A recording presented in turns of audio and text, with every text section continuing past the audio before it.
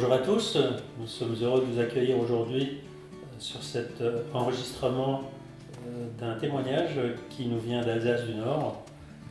Nous sommes dans le cadre de Chrétiens témoins dans le monde, cette association Loi 1901 dont la mission est de répandre l'évangile ou plutôt de faire connaître ce que Dieu a fait dans la vie de chrétiens qui ont fait une rencontre particulière avec ce Dieu qui va vous être présenté aujourd'hui par Patrick et Dorca. Patrick et Dorca qui habitent à Völlerdingen. Si, ça existe. Völlerdingen, qui est en Alsace du Nord et qui est dans le Bas-Rhin. Donc, le Nord est dans le Bas. Patrick, tu as 65 ans, tu es retraité de la fonction publique depuis 2 ans, tu étais dans la maintenance, dans l'entretien d'un collège. Et toi, Dorca, on ne parle pas de l'âge des dames, donc tu as un peu plus que 20 ans. Oui. Tu étais secrétaire de direction également dans la fonction publique. Vous êtes mariés tous les deux depuis presque 40 ans. Félicitations d'ailleurs, parce que c'est suffisamment rare pour pouvoir être souligné. Et vous avez 4 enfants, 9 petits-enfants. 9 petits-enfants. Et vous allez nous partager tous les deux comment vous avez découvert que Dieu existait vraiment.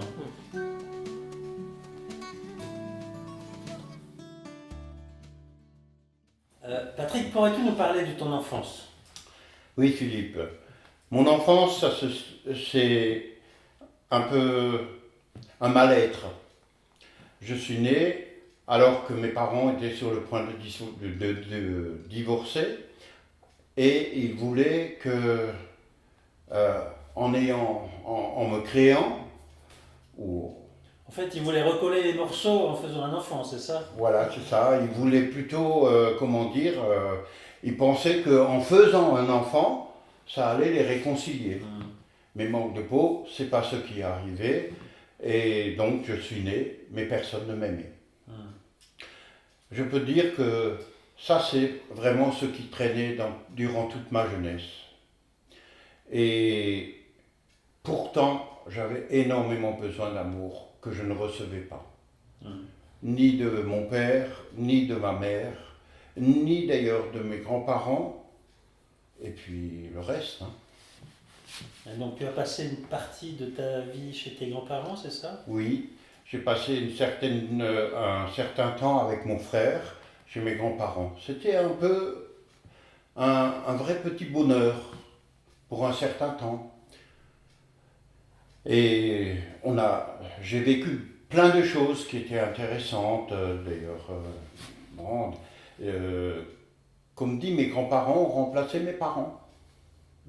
Quand tu disais pour un certain temps. Oui, parce que c'était très peu, c'était pas très long, parce qu'après mon père, il s'est remarié. D'accord. Et donc, quand ce bonheur était là, mon père apparaît et nous dit qu'il va se remarier. Et là, il nous présente sa nouvelle femme, allemande, qui ne parle pas un mot de français. En plus, une surprise, c'est qu'on a une nouvelle petite sœur. Eh ben, oui, voilà, on a une nouvelle petite sœur, et on ne s'attendait pas à ça. Et ni d'une femme qu'on ne connaissait pas non plus. Mais alors, cette vie-là, je la présente comme Cendrillon. L'histoire de Cendrillon, une mère très stricte, imposante, voulant toujours donner des ordres et on doit le faire. Les Allemands. C'est comme ça, voilà. Et aussi tous les travaux qu'il y a à faire dans la maison, que ce soit le ménage, la vaisselle et ainsi de suite. Mais il y avait une injustice dans tout ça. C'est que sa petite fille, rien. Elle n'avait rien à devoir faire durant toute ma jeunesse. Elle était toujours la chouchou de la maman. Et nous étions les trouble-fêtes. D'ailleurs, y compris mon père. C'était la petite princesse. Tout à fait. Et toi, tu continues à souffrir du manque d'amour. Oui, ben oui. Parce que si on veut cette jeunesse-là, qu'est-ce qu'on a? On doit faire obéir, on n'a rien d'autre. Obéir, suivre. On peut parler de l'école, pareil. L'école, c'est des moments où ce que je me rappelle, c'est que on me tirait les cheveux, on me giflait, on me mettait au coin, on m'humiliait devant tous les élèves, devant tout le monde, ce qui continue d'être une injustice dans un sens. Et toujours ce mal-être. Et mon bulletin, il était écrit que... Un échec scolaire et... Voilà, un échec scolaire, et puis ingérable, indiscipliné, qu'on ne peut rien faire avec ce garçon. Voilà, ça c'était un peu moi. Tu m'as parlé, quand on a discuté un peu auparavant, que tu as dû aussi aider à construire une maison. Oui. À quel âge? 10-12 ans, on va dire. Que oui, mon père voulait absolument construire une maison. Et il l'a fait. Ce qui nous a amené à faire tout le temps du travail sans cesse. Parce qu'il n'arrivait pas à faire tout de ses propres moyens. Il travaillait à la morgue de Strasbourg. Ma mère, ma seconde mère, elle travaillait au diaconat, comme sage-femme, la nuit surtout. Et puis, on était voués à faire ce travail. Et mon frère et moi-même, et ma sœur, nous devions obéir. Sans quoi, c'était la raclée. Et c'est là que mon père est devenu de plus en plus colérique,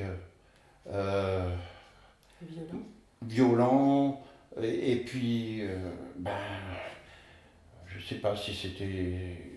Et voilà, encore une fois, toujours le mal-être, toujours cette discipline de vouloir imposer quelque chose qui nous semblait irréel.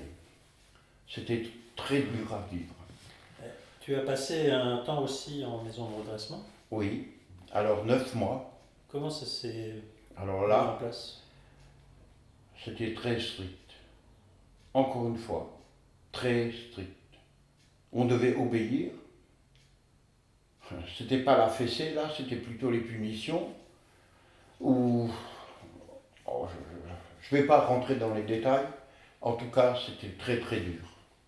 Déjà, rien que l'école, parce que je devais avoir une remise à zéro, pratiquement, de tout ce qui est... Une remise à niveau, pardon, de tout ce qui est l'école, hein, tout ce qu'on doit apprendre, la discipline, le manger. Je ne mangeais pas tout. Et puis là, il fallait que je mange tout. Je n'avais pas le choix. C'était une discipline. Il y avait aussi la justice, de nouveau. C'est que les enfants que je voyais autour de moi, et puis ils recevaient des cadeaux, par exemple, ou alors des lettres. Ce que moi, je recevais très peu. Je crois que dans les 9 mois, j'ai peut-être reçu 3 lettres et 2 colis. Alors que eux, c'était presque tous les semaines, voire presque tous les jours. C'est toujours cette injustice qui arrive dans ma vie. Qu'est-ce qui a permis que tu ressortes de cette maison de redressement au bout de 9 mois? C'est cette remise à niveau, dans un sens. C'est que voilà, cette discipline m'a permis de me recadrer. D'accord. De me recadrer dans le sens tout ce qui est école, mais aussi dans le sens de la vie. Tu m'as dit aussi que ton père avait ouvert un magasin. Oui, alors là... Que tu étais très actif dans ce magasin, si je puis dire. Alors on pourrait commencer par... C'est ma sœur qui a commencé à recevoir un aquarium avec des guppies. Et elle était très heureuse d'avoir cet aquarium, elle en prenait soin et tout. Et puis, mon père, un jour, il est venu fâché. Il prend cet aquarium et le jette par la fenêtre. Ma sœur, elle est très malheureuse. Puis, on ne sait pas ce qui s'est passé. Mon père lui rachète un aquarium. Et lui-même prend goût ça. Et il projette de faire un élevage de poissons. Ce qui lui plaît et ce qui lui donne un contentement. Mais ce qu'il va faire, c'est qu'il va ouvrir un magasin. Et là, je ne vous dis pas, là, c'est des corvées. Lui, il travaille. Mais nous, qui sommes à la maison, ou qui rentrons après l'école, eh ben c'est ça, travail, travail. J'ai oublié peut-être de dire, mais que dans ma scolarité, mon père ne m'a jamais aidé. Il ne m'a jamais pris sur les genoux pour me dire quelque chose ou me faire du bien, sinon que pour des fessées. Donc toujours ça, je le traîne avec moi. Et alors qu'il construit ce magasin, il n'en construit pas un, il en construit un deuxième. Et après encore un troisième. Et toujours des corvées. Alors il veut que je fasse plâtrier. Moi, ça ne me disait rien. Mais il me disait que je n'étais bon à rien d'autre que de faire ça. Je l'ai fait. Je ne dis pas ce qui est arrivé tout à fait, mais j'ai été licencié. Après ce licenciement, mon père me propose de faire un apprentissage comme apprenti vendeur dans son nouveau magasin. Et qu'est-ce que j'ai comme patron? Ma belle-mère. Quelle joie, je peux vous dire. Une vraie joie de travailler ainsi. Mais ça m'a aussi permis de, de vivre quelque chose, par exemple de devoir chercher des poissons en Allemagne, pas des poissons, de la nourriture pour poissons, et il fallait ça 2 fois par semaine. Donc 2 fois par semaine, j'allais en Allemagne. Et entre deux, dans tout ce cheminement, j'ai réussi à re-rencontrer ma mère, ma vraie mère. Après quelques années. Après quelques années, 13 ans je crois. Et c'était vraiment un moment de, de bonheur. De retrouver ma maman, de pouvoir lui parler. Et là, je ressentais un peu d'amour de nouveau. Mais comme c'est 5-10 minutes, et en plus en cachette de mon père. Donc tout ça, c'est un peu ma jeunesse. Après, j'ai rencontré le catéchisme pour faire ma communion, puisque je suis catholique. Et là, je suis, au catéchisme. Et c'est la première fois là où j'entends parler de Dieu. Et j'ai vu un film qui m'a beaucoup touché. C'est un film où il y a plein de gens dans le monde entier qui prient pour un miracle. Parce qu'il y avait là un bateau avec plein de gens à bord, des enfants et tout, qui étaient en train de couler. Et il fallait le sauver. Et ils ont tout fait pour sauver. Mais naturellement, il y a eu des difficultés dans ce film. Et j'ai vu ces prières et s'adresser à Dieu. Mais je ne connaissais pas ce Dieu.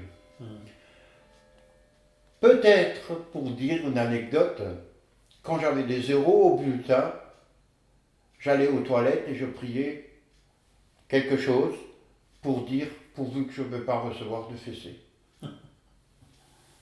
Voilà, ça c'était mon Dieu à moi dans ce temps-là. Et puis, il y a eu la communion. Là, je demande à mes parents, d'abord, je me réjouis parce que c'est vrai, mes copains me disent ils vont avoir des mobilettes, des tourne-disques et plein de choses, plein de cadeaux. Et là, qu'est-ce qui m'arrive? Je me rappelle aussi que ma sœur, elle a eu aussi des cadeaux, ainsi que mon frère. Et moi, je demande à mes parents, alors, qu'est-ce qu'on fait pour ma communion? Et là, ils me répondent, rien. Waouh! Imaginez-vous, tout ce truc que je mets en place, je me suis dit, ces cadeaux, tout s'écroule. voilà, de nouveau, je pensais qu'on ferait quelque chose pour moi. Ben non.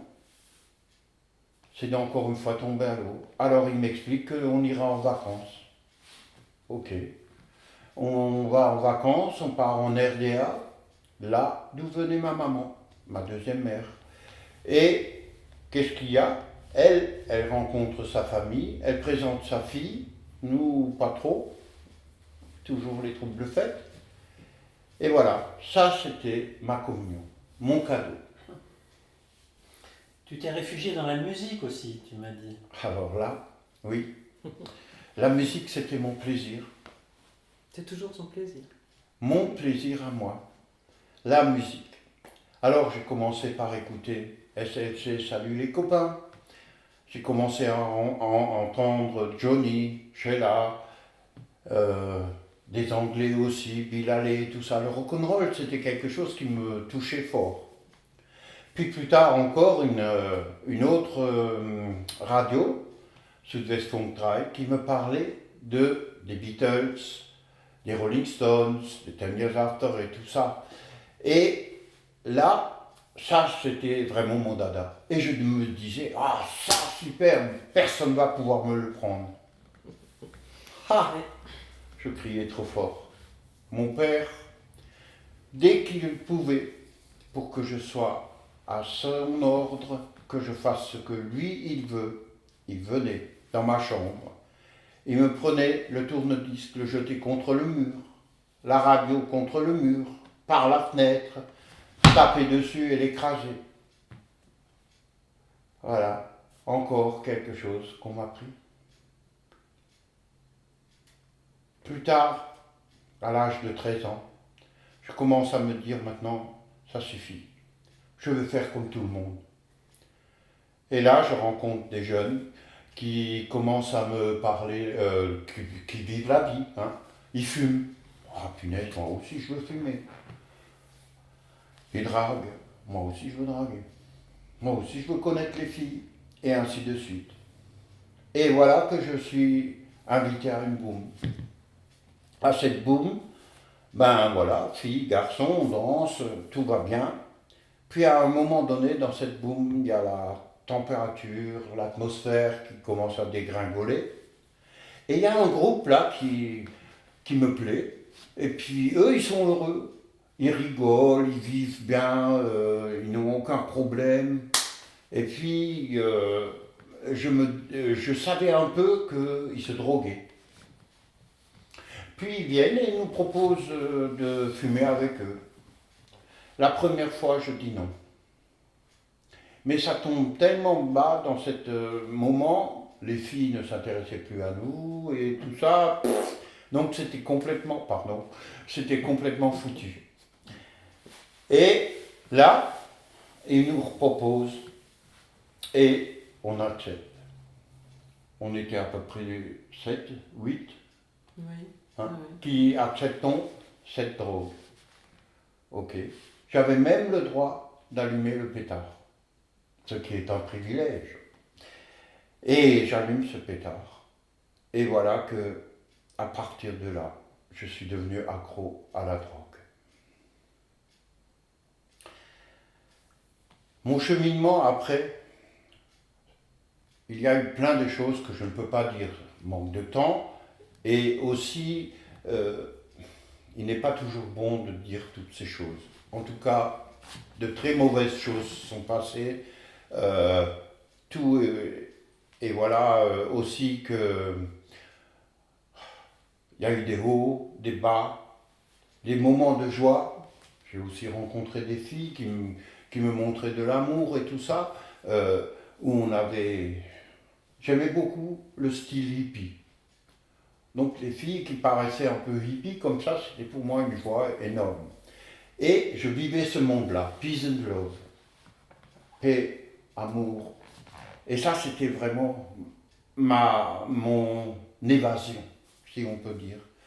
Et alors là, j'ai vécu donc ces moments, et voilà que après ça, il y a une deuxième boum qui s'est proposée. Et là, je peux vous dire que il y avait beaucoup d'alcool, beaucoup de filles, beaucoup de drogue et des drogues beaucoup plus dures. Et c'est là que commençait vraiment une autre vie. Parce que là aussi, j'ai commencé à connaître la musique psychédélique. Vous connaissez sûrement Genesis, Yes, Pink Floyd. Ça, c'était pas trop, mais Klaus Schulze, Tangerine Dream, et ainsi de suite.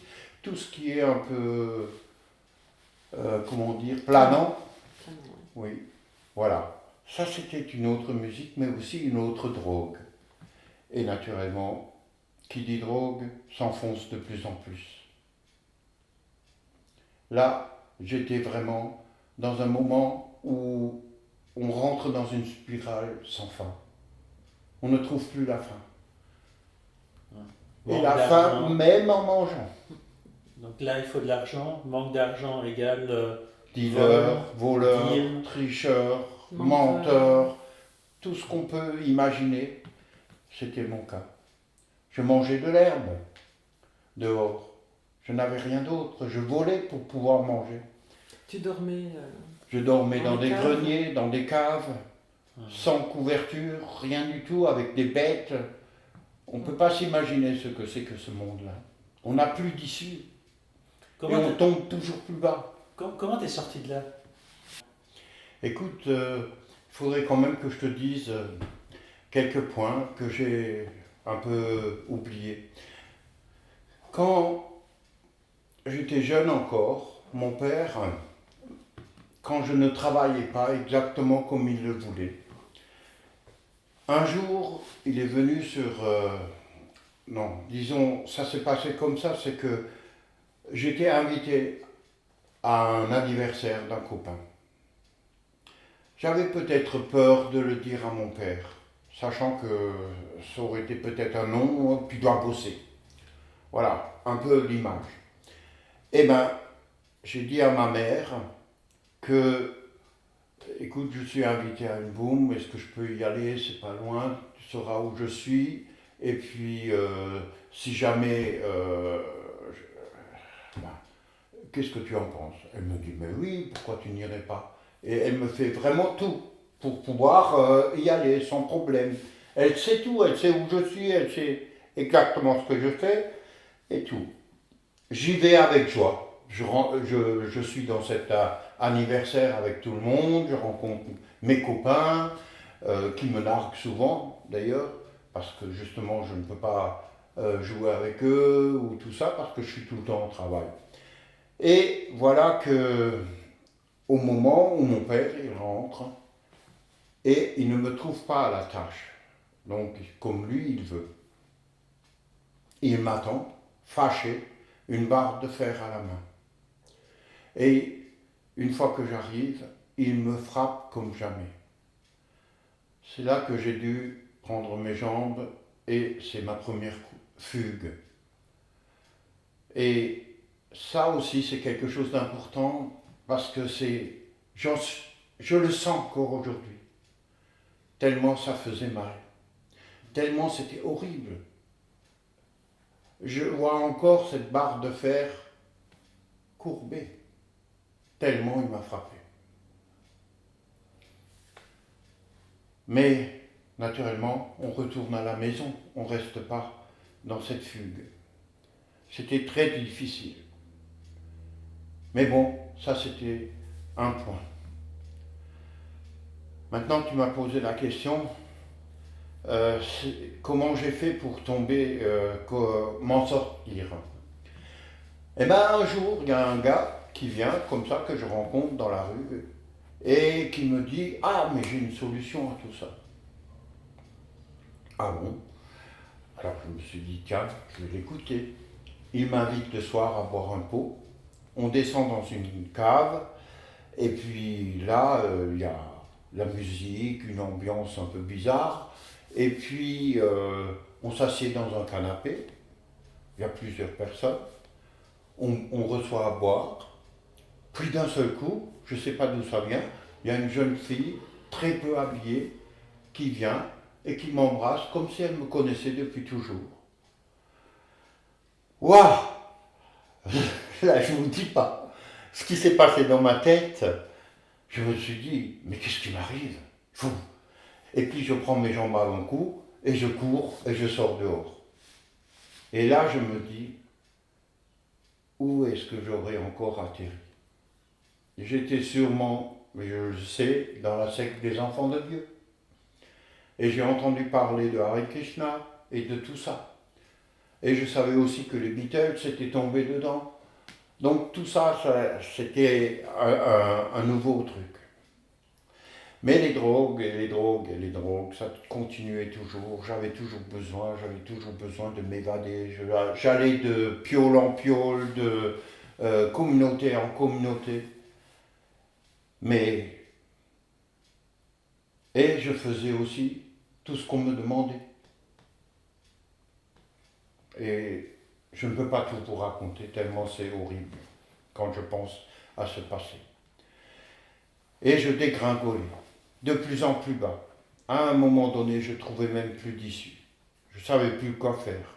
Alors, il y a eu un magasin qui a ouvert, un mammouth à Bischheim. Et là, avec mes copains drogués, on voyait une opportunité. Ils étaient naïfs dans ce magasin. Et nous, qui étions des voleurs, on s'est dit, tiens, on va les avoir. On va faire notre beurre. Ouais. Et c'est vrai. On est allé dedans. Les copains distraient le vendeur. Et moi, pendant ce temps, je voulais un radiocassette dernier cri, qui est un monstre, et puis des cassettes, des CD, pas des CD, pardon, des disques. Et tout ça, j'ai pu emmener sans que personne ne me voie. Parce qu'eux, ils distraient, et puis voilà, et tout, faisaient semblant de vouloir acheter quelque chose. Et pendant ce temps, moi, je volais tout ce que je pouvais. C'est triste à dire, je suis souriant là, alors que je devrais être le contraire. Mais c'est comme ça. Et plus tard, alors, j'avais besoin de ma drogue, de mon shoot. Et puis là, je pars sur Colmar pour revendre ce radiocassette pour avoir de l'argent. Donc je vais chez un revendeur d'espoir, comme on dit. Et arrivé là-bas, il me dit, tu me dois combien? La dette était lourde. Il prend mon radiocassette et ne me donne pas d'argent. Donc, je vous dis, là, c'était le gouffre, de plus en plus. Je tombe, je ne sais plus quoi faire. Je suis vraiment au plus bas. Mais la vie doit continuer. Alors, je fais du stop pour rentrer à Strasbourg. Une première voiture me prend jusqu'à un croisement pas loin de Célestat, dans un coin, je ne peux pas vous dire exactement où, mais près de Célestat. Et là, d'un seul coup, je vois un pont. J'enjambe ce pont. Je sens l'eau qui m'attire et qui me dit, vas-y, saute, c'est maintenant. Mais l'âge comme je suis, je n'y arrivais pas.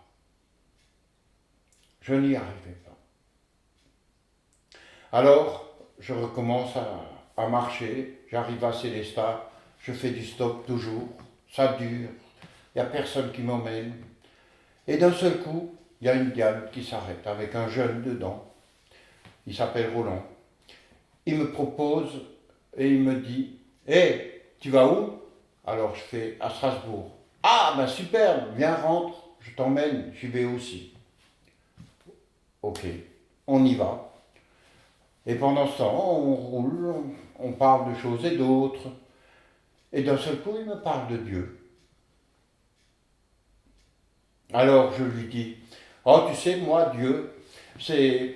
J'ai lu un bouquin qui parle de Dieu, qui dit que c'est un ordinateur, où tu passes d'abord végétal, après tu passes animal, après tu passes en pierre, après tu passes en humain, et tu retournes dans cet ordinateur, et tu arrives vers la perfection à la fin.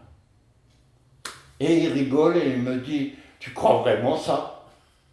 si j'y réfléchis aujourd'hui, il faut être vraiment zinzin comme je l'étais. Et en rigolant comme ça, il me parle enfin de son Dieu, à lui. Et là, je suis étonné. En route, il s'arrête, il téléphone à son patron pour savoir qu'est-ce qu'il doit faire.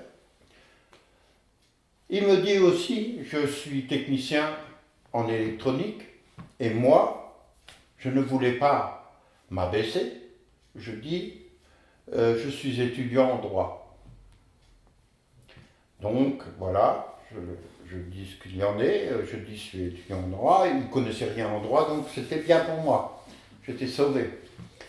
Et il discute avec son patron lui dit, écoute, c'est pas la peine d'aller à Strasbourg, tu vas tout de suite à Mittelhausbergen, où il devait changer un truc sur une station-service, un boîtier électronique. Donc, il sort et il me dit, écoute, j'ai quelque chose, je ne peux pas tout de suite aller à Strasbourg, mais je vais à Mittelhausbergen, je peux te déposer chez quelqu'un qui te parle de Dieu. Qui habite Mittelhausbergen. Oui. Et qui habitait Mittelhausbergen. Et c'est là où il me disait aussi que c'est là qu'il commençait à faire des études sur la Bible. Donc je me dis, bah, écoute, de toute façon, j'ai rien à perdre, hein. J'y vais.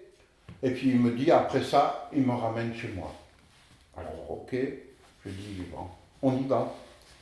On rentre dans cette maison, et là, en rentrant dans cette maison, je vous dis pas, mais je sentais quelque chose de, comment je pourrais dire?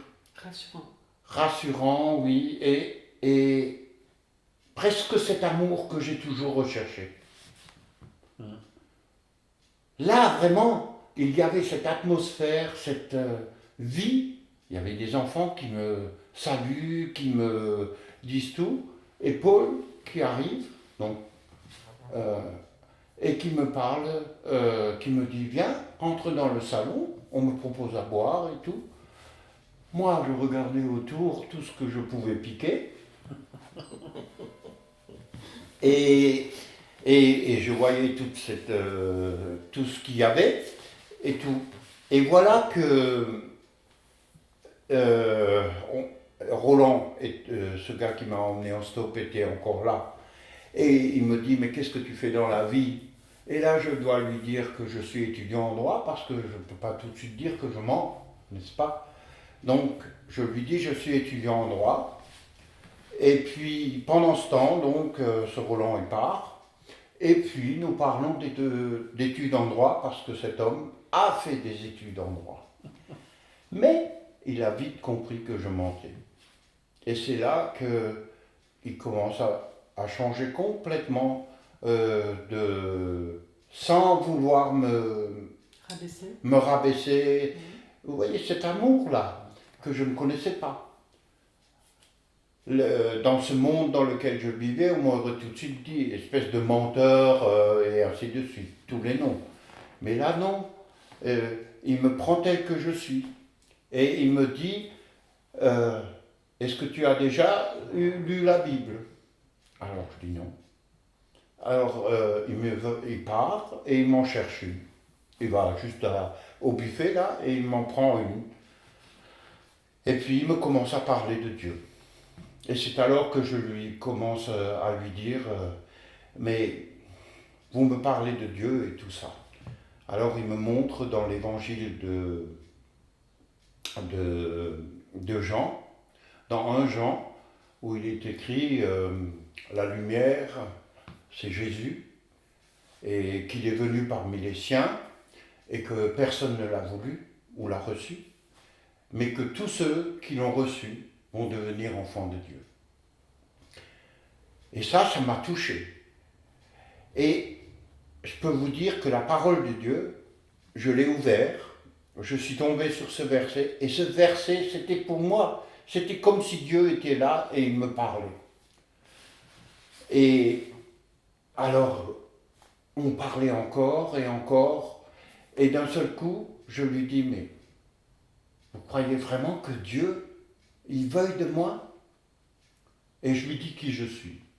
Je lui dis, écoute, j'ai menti, je ne suis pas étudiant en droit, je suis qu'un simple installateur sanitaire qui vient de recevoir son CAP et que que je suis un drogué, un voleur, un escroc, un malhonnête et tout. Hein. Je lui dépeins exactement qui je suis. Hippie. Et voilà. Alors il me dit, je lui demande, mais vous croyez? Et je dis aussi que j'ai dealé. Donc ça aussi, je dois le dire, j'ai dealé, j'ai amené des gens vers la drogue. Et la mort? Vers la mort, oui. Parce qu'il faut dire aussi ce qu'il est, c'est que parmi ceux qui ont pris de la drogue, avec moi à la première boum, sont décédés. Dieu m'a gardé. Donc ça aussi. Et alors donc je lui dis tout ça. Et je lui demande, mais est-ce que vous croyez vraiment que Dieu puisse vouloir me changer, puisse faire quelque chose de moi? Je mérite rien, sinon cette mort. Et j'en ai marre de cette vie. Je veux changer, mais je ne peux plus. Alors il me dit, si, tu peux. Regarde ce qui est écrit dans Luc au chapitre, maintenant je ne sais plus. Donc il faudra regarder Luc où il est parlé des brigands sur la croix. Et là, il est dit que le brigand qui était un d'un côté et l'autre, qui disait à Jésus, si tu es le Fils de Dieu, sauve-nous et sauve-toi, toi-même. Et l'autre, il répond, mais tu n'as pas honte, toi tu mérites ce que nous avons, nos crimes, nos fautes. Non, c'était moi, hein, là. Mais lui, il n'a rien fait. Il est mort innocent. Et après, j'ai compris. Qu'est-ce que ça veut dire? Jésus a pris ma place. Et ça m'a touché. Ça m'a tellement touché que j'ai dit alors à cet homme, s'il pardonne, il peut aussi me pardonner. Il dit oui, si toi tu le veux. Et à cet instant. Et c'est là que j'ai coulé. Je peux vous dire, mes larmes sont venues. C'était, je ne vais pas dire les cascades du Niagara, mais c'est presque ça. Je suis tombé à genoux et j'ai dit, oui, je le veux. Je veux vraiment. Je veux ça. J'ai compris que Dieu m'a tant aimé qu'il a donné son Fils unique, afin que quiconque croit en lui ne périsse point, mais qu'il ait la vie éternelle. Ça, c'était le verset qui m'a touché. Et là, donc, cet homme m'a appris, m'a guidé dans la prière. Je l'ai accepté. J'ai dit, je veux de ça. Et au moment où on a terminé la prière, il y a eu quelque chose que je ne peux décrire. Mais je peux le dire presque comme ça, on dirait que quelqu'un était là, qui me prend dans ses bras et qui me dit je t'aime. C'était tellement fort que c'est presque tout ce passé n'existait plus. Enfin, quelqu'un qui m'aime. Et d'un amour dont je ne peux pas le décrire tellement c'était fort. Il m'aime. Moi, avec tout ce que j'ai fait, il m'aime. Une sensation comme jamais. Et après, cet homme me dit, Patrick, j'ai vu ta sincérité. J'ai vu que tu veux être honnête. Tu sais quoi? Tu peux aussi demander à Dieu, qu'est-ce que tu aimerais changer dans ta vie? Et je lui ai dit, je voudrais me réconcilier avec mes parents. Je voudrais finir avec la cigarette. je voudrais plus me droguer. Je voudrais avoir un travail. Je voudrais avoir une nouvelle vie, si c'est encore possible. Et puis il m'aide à prier pour cela. Et je repars, mais j'ai quelque chose de nouveau. Et je retourne dans mon squat avec les drogués et je leur dis, voilà, eux ils pensent, vu mon visage, que j'étais tellement bien, ils pensaient que j'avais un filon de drogue superbe, tout le monde on va se shooter, on va être heureux et tout. Et je leur dis non, je n'ai rien d'autre que la Bible que je leur présente et je leur dis que j'ai accepté Dieu dans ma vie. Oh, oh, oh. Là, je peux vous dire, ils étaient tellement fâchés, tellement... on pouvait dire que ils sont partis fâchés et moi je me retrouvais tout seul dans ce squat. Et j'ai commencé à lire l'évangile de Jean, complètement, de A à Z. Là, je peux vous dire, Dieu m'a parlé. J'ai oublié aussi de dire quelque chose qui est important, c'est que quand j'avais la Bible, quand cet homme m'a donné la Bible, je ne connaissais rien de la Bible.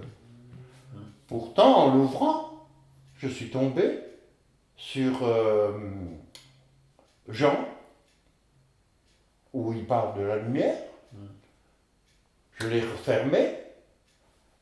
Quand il m'a demandé de lire Luc, de nouveau, j'ouvre la Bible, je tombe en plein sur ce passage, et c'est comme un projecteur là qui me parle. Et pourquoi je vous dis ça? Parce que cet homme, il était aveugle, et il ne pouvait pas me guider du tout, Ni te voir. ni me voir. Paul était aveugle. Oui. Paul était aveugle, oui. Et tu as ouvert au hasard 2 fois la Bible. Ouais, Au hasard. 3 fois. Et tu es tombé la première fois 3 sur fois. 3 fois de suite. l'épître 3 fois de de Jean, suite. ensuite de Luc, au passage qui t'ont touché. Oui. Waouh.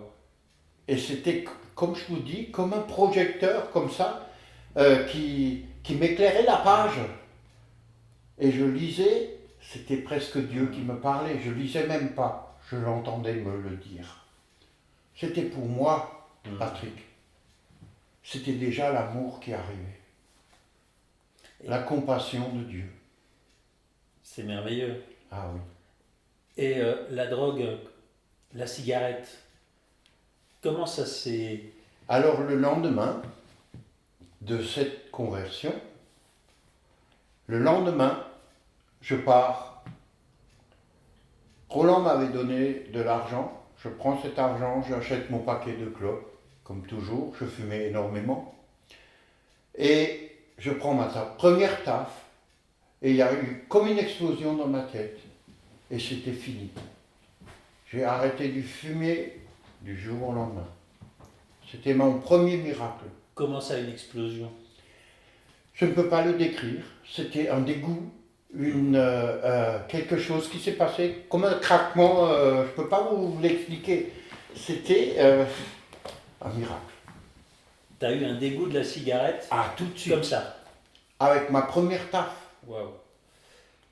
Ce n'est pas fini, mon frère. Oui. Après cela, j'ai cherché du travail. J'ai reçu du travail en Allemagne. Exactement ce que je faisais à Saint Sanitaire. Tout de suite. Et non seulement un travail, mais avec convoiturage.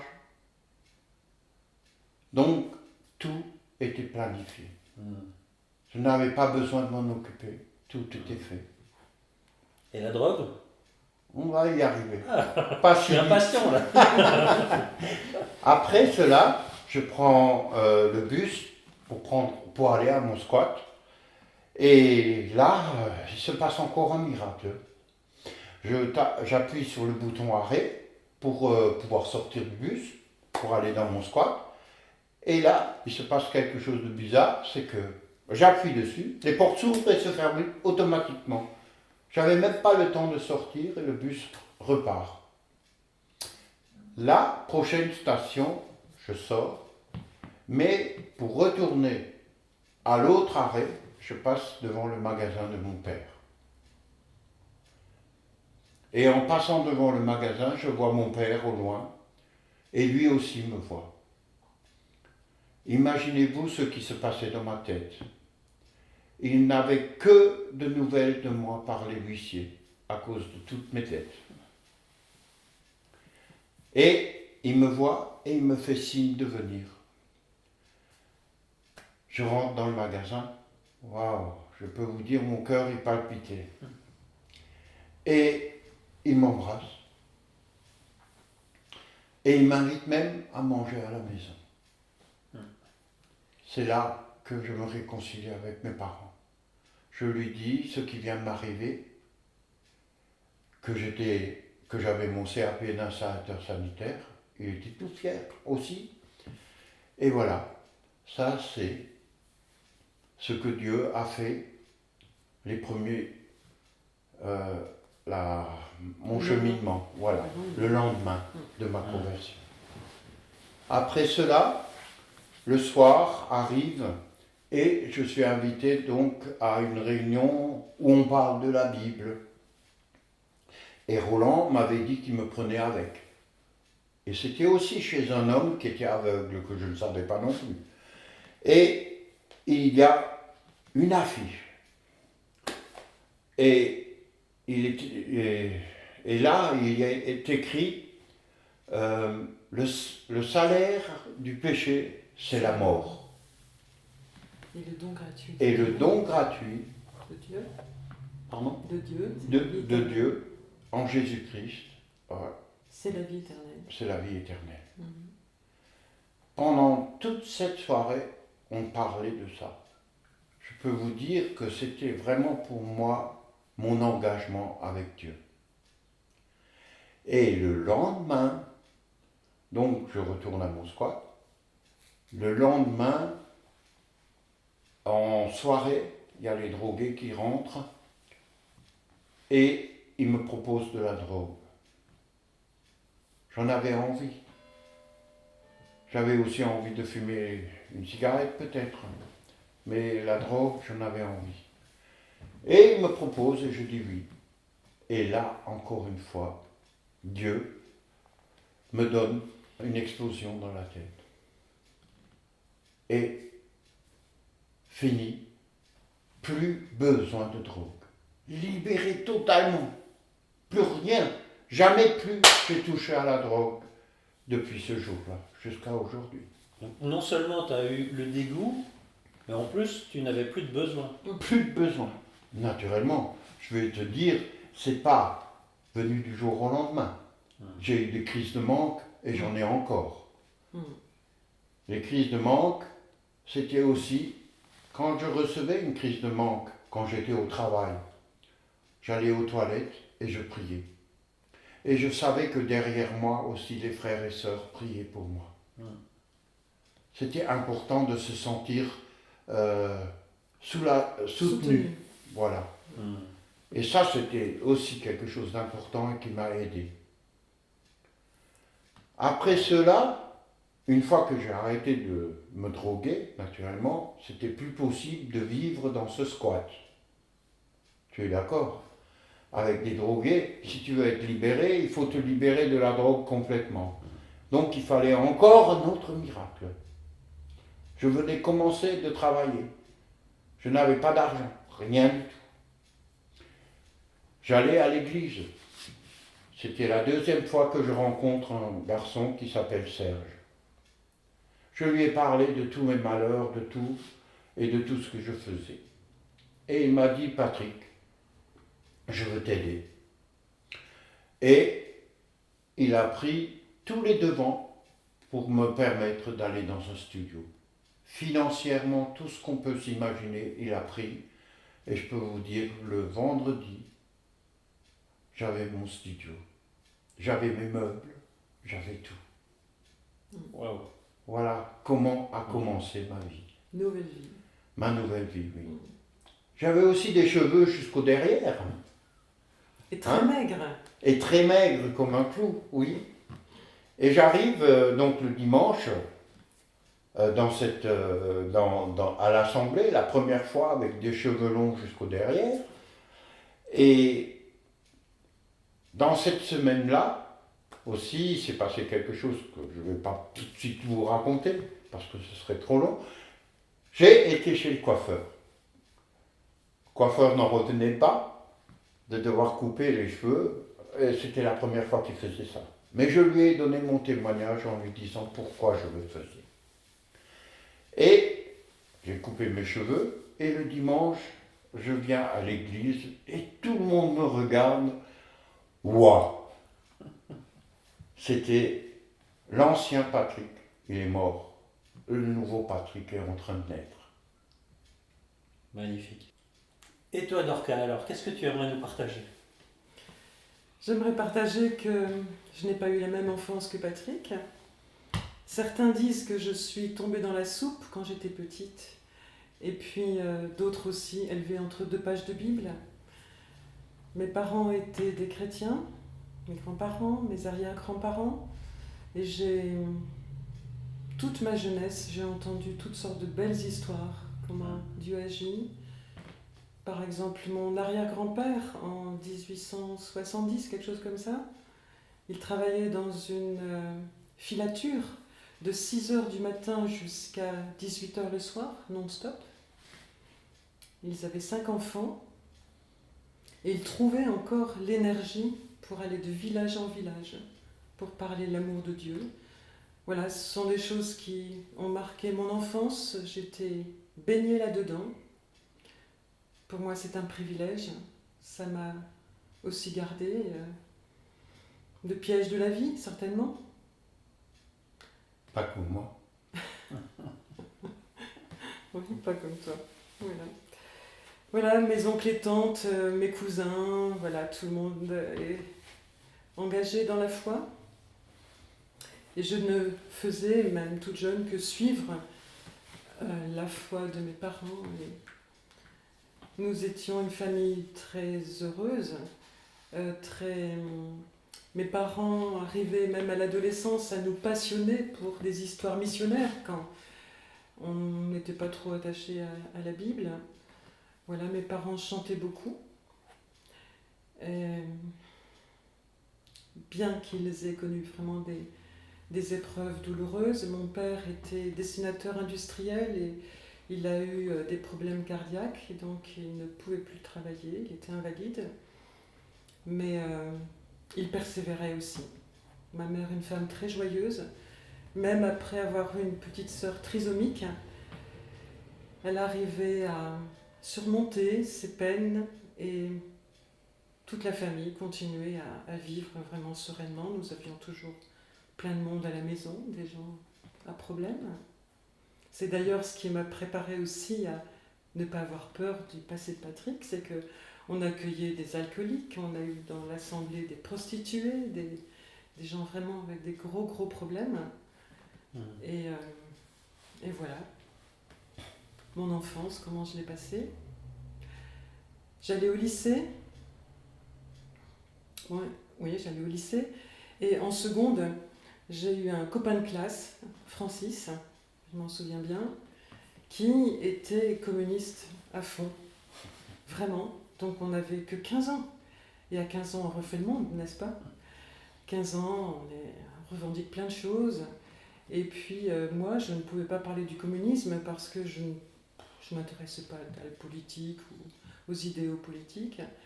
Mais par contre, j'avais lu les livres de Richard Wurmbrand, certains livres sur l'Église persécutée, les chrétiens persécutés dans le monde communiste. C'est tout ce que je connaissais de ce monde. Voilà. Et il m'a poussé dans mes retranchements. Il m'a dit, mais toi, est-ce que tu es de cela? Mais ta vie, quoi, en quoi tu vis différemment de moi? Il m'a poussé à un point que ça m'a fait poser les bonnes questions. Qu'est-ce que je fais? Je suis en train de suivre ce que mes parents disent, croient, vivent, mais moi, personnellement, qu'est-ce que je veux? Qu'est-ce que je peux dire de moi personnellement? Et là, comme je lisais la Bible, je suis tombée sur le passage dans Timothée. Toi, demeure dans les choses que tu as apprises. Tu sais de qui tu les as apprises, hein, et ces paroles peuvent te rendre sage à salut. Mon nom de jeune fille, c'est le sage. À 15 ans, j'ai fait le rapprochement. Peut te rendre sage à salut, et le sage. Je me suis dit, mais ça c'est pour moi. J'ai fait un rapprochement d'une jeune fille de 15 ans, n'est-ce pas? Et voilà, et je me suis dit, mais c'est vrai, il faut que je demeure, ça je suis sûre que c'est vrai, parce que j'ai vu mes parents vivre concrètement une vie de foi, même dans les épreuves, surmonter et marcher avec Dieu. Et je me suis dit, c'est sûr que c'est vrai. J'étais une jeune fille raisonnable, et je n'avais pas de conviction de péché, d'avoir désobéi à Dieu, bien que, bon, de temps en temps, répondre aux parents, enfin des choses comme ça. Et je me suis dit, mais tant pis si je n'ai pas conscience de ces choses, je demande quand même pardon à Dieu. Il faut que je mette ma vie en règle, parce que suivre, c'est pas correct. Il faut être convaincu pour suivre. Je me suis toute seule, agenouillée, et j'ai demandé pardon à Dieu pour mes péchés. Et comme j'étais un petit peu gênée, en fait je le dis pas souvent, mais j'étais un petit peu gênée, au lieu de le dire ouvertement à mon père, qui était quand même pasteur, je lui ai mis des lettres sous la porte de sa chambre, parce que je trouvais un peu simple ma démarche. Et il m'a aidée à comprendre certaines choses mieux, à les intégrer personnellement. Et je lui ai dit, mais maintenant il faut que je prenne le baptême, il faut que je le dise, parce que là maintenant je me suis positionnée. Alors vous allez me dire, 16 ans c'est très tôt pour prendre le baptême. J'étais très heureuse de le faire, et j'avais vraiment envie que les autres sachent que là maintenant je ne suis plus mes parents, je suis le Seigneur et je m'engage pleinement. Alors 16 ans, c'est vrai, c'était jeune, mais j'ai compris l'année suivante pourquoi j'avais été poussée à m'engager jeune. 1 an, presque jour pour jour, maman est décédée suite à une opération banale. Mon père était cardiaque, donc voilà, malade à cette époque, bien. J'ai un grand frère, une sœur et une petite sœur trisomique. Donc j'ai arrêté mes études, je voulais être éducatrice spécialisée. Du jour au lendemain, mon rôle était maman à la maison, donc à 17 ans. Remplacer ta maman. Oui. Donc là, j'ai vraiment vécu, heureusement que je m'étais engagée avant, parce que j'ai pu crier au Seigneur régulièrement de venir me secourir. D'abord, tous mes projets, il n'y avait plus rien. Et tout ce qui fait la vie quotidienne. Je devais conduire ma petite sœur à l'école, voilà, en vélo, enfin plein de choses quand même assez difficiles pour une fille de 17 ans. Mais voilà, le Seigneur a mis sur ma route aussi une dame chrétienne qui m'a aidée aussi à m'organiser, à remplacer une maman, quoi, tout simplement. Quand tu dis heureusement que tu t'es engagé avant cet épisode douloureux, comment tu as ressenti ce soutien, comment tu as ressenti cet avantage d'avoir Dieu à tes côtés? Ben oui, tous les jours. Je pense que tous les jours, je criais à Dieu pour avoir le secours, pour rester joyeuse. Ma mère était restée toujours joyeuse alors qu'elle avait traversé des choses difficiles. Mon père me disait, tu sais ma chérie, si ça va pas, chante. Si ça va pas, chante encore. Et ce sont des expériences inouïes où, encore maintenant, je le fais et nous le faisons. Et nos enfants maintenant le font aussi. Quand ça ne va pas, chante qui est le Seigneur pour toi. Prie et chante parce que tu le mets en priorité, tu lâches prise et tu t'attends à lui en fin de compte. Et c'est ça qui m'a porté. J'ai pleuré, j'avoue, j'ai pleuré. J'ai repris des études. J'ai essayé par correspondance de passer mon bac, mais j'étais en scientifique à l'époque, c'était pratiquement impossible. Mais j'ai essayé. 2 ans après, mon père s'est remarié. Et là, j'ai repris des études, celles que j'aurais pas choisies forcément. Mais c'était prévu, je pense, par le Seigneur, parce qu'après, donc sténodactylo et pratique courante de la langue anglaise, évidemment, on habitait Dunkerque, hein, donc là, c'était vraiment facile d'apprendre. Et ça m'a servi après. Même j'ai pu faire aider un frère qui fait des livres chrétiens, enfin voilà, c'était inscrit dans le plan de Dieu. Et par rapport à Patrick, Mhm. en principe, on dirait que rien ne pourrait présager que vous alliez vous rencontrer. Ah oui, ça c'est vrai. Comment ça s'est fait ça? Moi à Dunkerque, Patrick à Strasbourg, nous nous sommes rencontrés à Faugères, dans l'Hérault. Alors c'était un cours biblique. Non, d'abord dis. Un cours biblique. Non, d'abord tu dois dire Ah oui, j'ai oublié de vous l'important. dire. Voilà, j'ai oublié de vous dire. Donc L'anniversaire. le 11 avril 78, j'ai 21 ans, c'est mon anniversaire. Et mon père m'offre un modeste cadeau. Et il me dit, mais ma chérie, tu aurais peut-être aimé autre chose comme cadeau. J'ai 21 ans, je dis oui, un gentil mari. Alors il me répond, aussi naturellement que possible, eh bien écoute, si tu n'as pas encore rencontré, c'est qu'il n'est peut-être pas converti. On va commencer à prier pour sa conversion.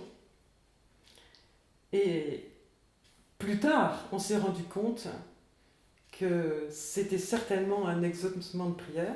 Patrick s'est converti à Strasbourg en avril 78. Et eux priaient pour ma conversion. Voilà. Magnifique. Ouais. Et alors, cette rencontre?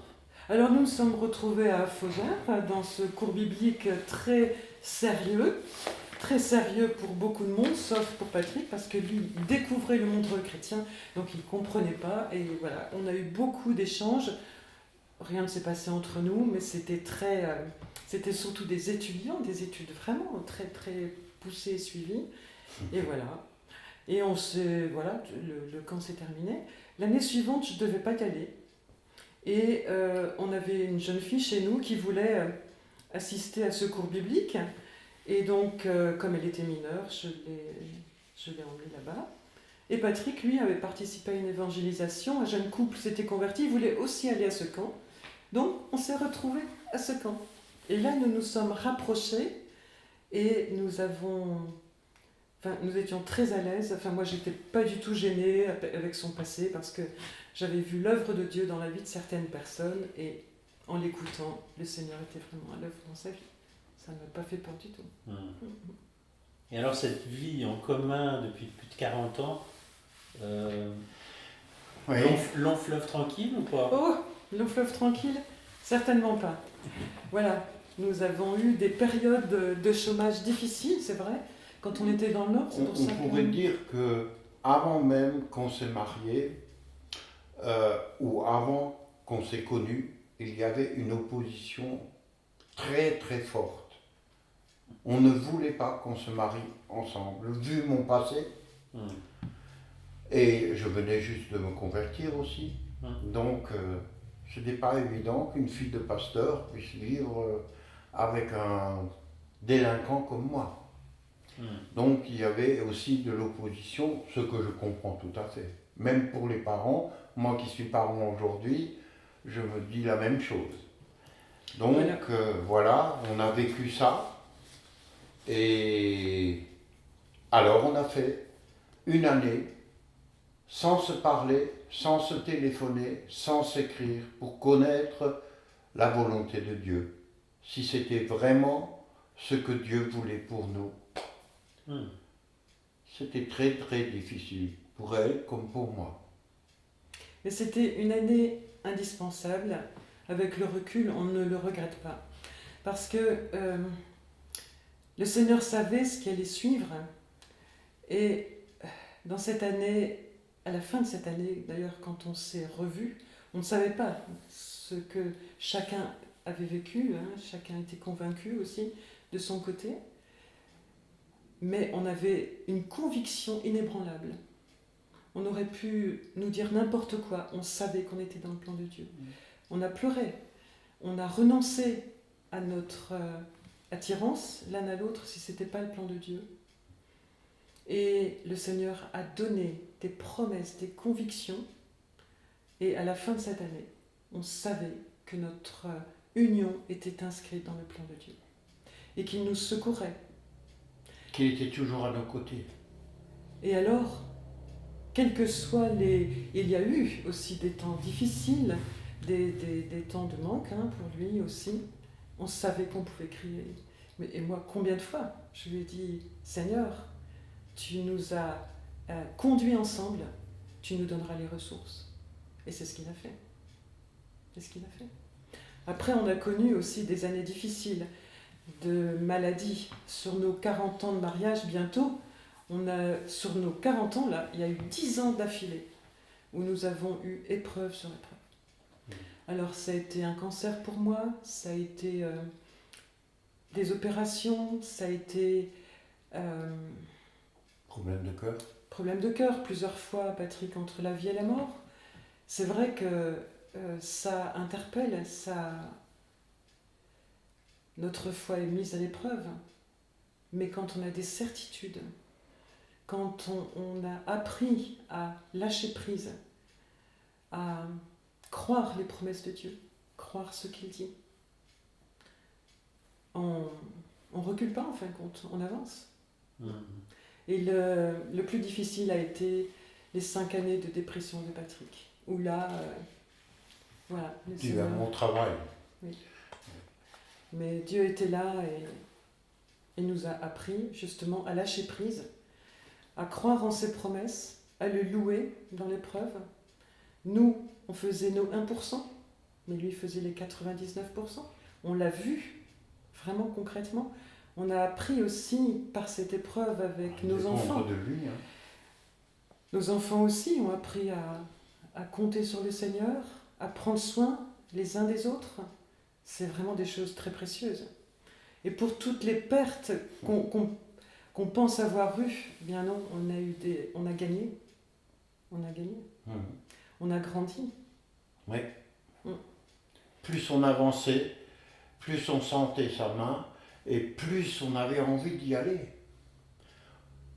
C'est d'ailleurs pour ça que nous partageons ça aujourd'hui. Ce témoignage, c'est dans ce but-là, parce qu'on sait que c'est ça, c'est lui qui a tout fait, tout prévu, secouru, enseigné.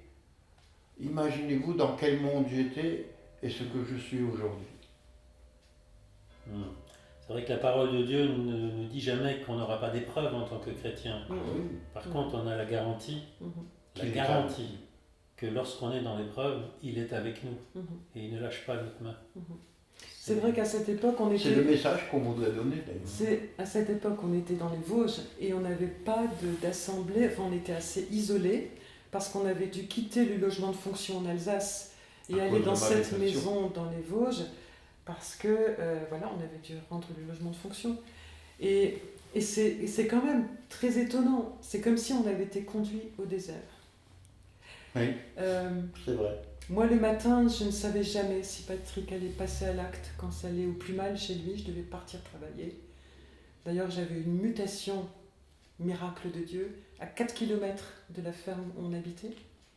Chose impensable à l'éducation nationale, d'avoir... Enfin, voilà. C'était conduit. Et moi, ma seule chose, c'était de tout remettre entre les mains de Dieu le matin. Je ne savais jamais s'il allait passer à l'acte ou pas. Et petit à petit, je réalisais que Dieu pouvait bien mieux que moi le garder. Alors, je chantais. Je chantais pour qu'il ait la première place, que le Seigneur ait la première place. Pour conclure, qu'est-ce que vous aimeriez dire à ceux qui nous regardent? Qu'est-ce que tu voudrais dire, toi? Alors, ce que je voudrais vous dire à ceux qui m'écoutent, et dans ce témoignage, en tout cela, j'aimerais attirer votre attention, non sur moi, mais sur Dieu, sur ce que lui, il a fait, pas ce que moi j'ai fait. Moi, je n'ai fait que de l'accepter, et lui, il m'a donné le bonheur d'être là, de vivre. C'est extraordinaire, je n'ai rien demandé. Tout me vient de Dieu. Il était là à ma naissance. Il était là à mon enfance, difficile, à mon adolescence, quand j'ai plongé dans la drogue. Personne ne peut s'imaginer ce que c'était ces moments-là. J'ai essayé d'expliquer, mais c'était très difficile. J'ai encore parlé que même étant converti, j'ai eu des crises de manque. Il fallait que je fasse toujours, comme m'a dit mon épouse, les 1%, les 99 autres, c'était Dieu. Mais il faut toujours faire ce 1%. Et quand on fait ce 1%, on donne à Dieu l'autorisation pratiquement de nous aider. C'est un peu ce que je chemine dans ma vie. Il était là aussi quand j'étais à bout. Il était là quand j'ai voulu en finir. Combien de fois j'ai voulu essayer et chaque fois ça ne s'est pas fait. Il était là quand Roland s'est arrêté avec la voiture. Quand enfin on me parle de Dieu, alors que ça c'était quelque chose d'inimaginable. Il était là quand Paul m'a parlé et me disait, et m'a aidé à prier, à tomber en pleurs, me faire comprendre qui est Dieu, combien il veut m'aimer. Moi, Patrick, tel que je suis, c'était inimaginable tout ça. Il ne m'a jamais laissé. Il était là quand j'ai rencontré Dieu. Quand j'ai rencontré Dorca, pardon. Il était là aussi quand j'étais malade ou quand mon épouse était malade. Il était là dans ma dépression. C'est terrible quand vous vous imaginez 5 ans de dépression, 5 ans où on lutte, où on cherche un appui, où on ne sait pas ce qu'on fait. Parce que c'est vrai, je tenais à Dieu. C'était mon seul repère, Dieu.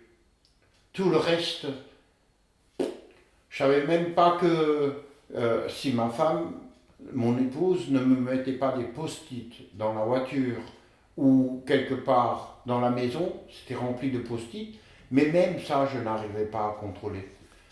Quand je devais aller par exemple chez mon médecin à 5 km, je retournais au collège. Je ne savais même pas. Et en route, d'un seul coup, je m'arrête et je me dis, mais qu'est-ce que je suis en train de faire?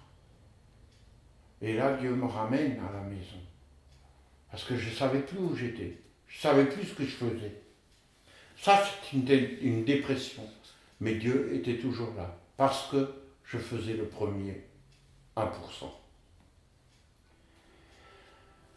Maintenant, je voudrais te dire, toi qui m'écoutes, tu entends ce témoignage.